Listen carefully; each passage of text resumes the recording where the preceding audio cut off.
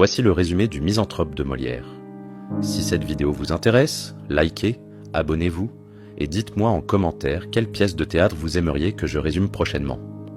Mais au fait, pourquoi cette comédie, sans grand rebondissement ni péripéties, est-elle considérée comme le chef-d'œuvre absolu de Molière? Je vous donne la réponse à la fin. Alors voici l'histoire.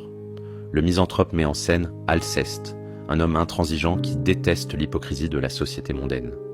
Il est paradoxalement amoureux de Célimène, jeune veuve coquette et médisante, qui incarne tout ce qu'il abhorre. Elle adore les mondanités, les commérages et s'entoure de nombreux prétendants.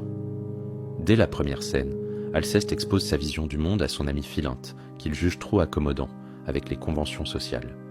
Il refuse les compromis, exige une sincérité absolue et s'indigne des politesses hypocrites qui règnent dans les salons. La pièce se déroule principalement dans le salon de Célimène, où défilent plusieurs personnages. Oronte, prétendant de Célimène qui cherche l'approbation d'Alceste pour un sonnet médiocre. Arsinoé, prude jalouse de Célimène, les marquis Acaste et Clitandre, courtisans superficiels. Et Héliante, cousine raisonnable de Célimène secrètement éprise d'Alceste. Le refus d'Alceste de flatter Oronte pour son mauvais poème le conduit jusqu'au tribunal. Mais la vraie crise éclate lorsque sont révélées des lettres compromettantes écrites par Célimène, qui critique chacun de ses prétendants. Abandonné par tous, Alceste propose malgré tout à Célimène de l'épouser, à condition qu'elle le suive dans la solitude, loin du monde. Elle refuse. Alceste décide alors de s'exiler, hors du monde, tandis que Philinte et Héliante s'unissent, représentant une voie médiane entre l'intransigeance d'Alceste et la frivolité de Célimène. Alors, pourquoi cette comédie sans grand rebondissement est-elle le chef-d'œuvre de Molière? Parce que, en 1666, Molière atteint, avec le Misanthrope, une profondeur psychologique et un équilibre parfait entre comédie et gravité.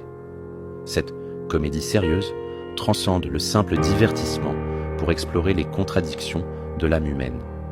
Alceste n'est ni un héros ni un ridicule, il est profondément humain dans ses contradictions, lucide sur les travers de la société, mais aveugle sur lui-même. À travers lui, Molière pose une question philosophique essentielle et toujours actuelle.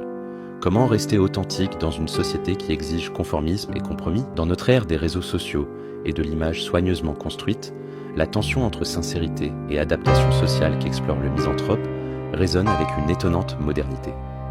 En refusant de trancher entre la position extrême d'Alceste et le conformisme de Philinte, Molière nous invite à trouver notre propre voie entre intégrité personnelle et nécessaires accommodements sociaux.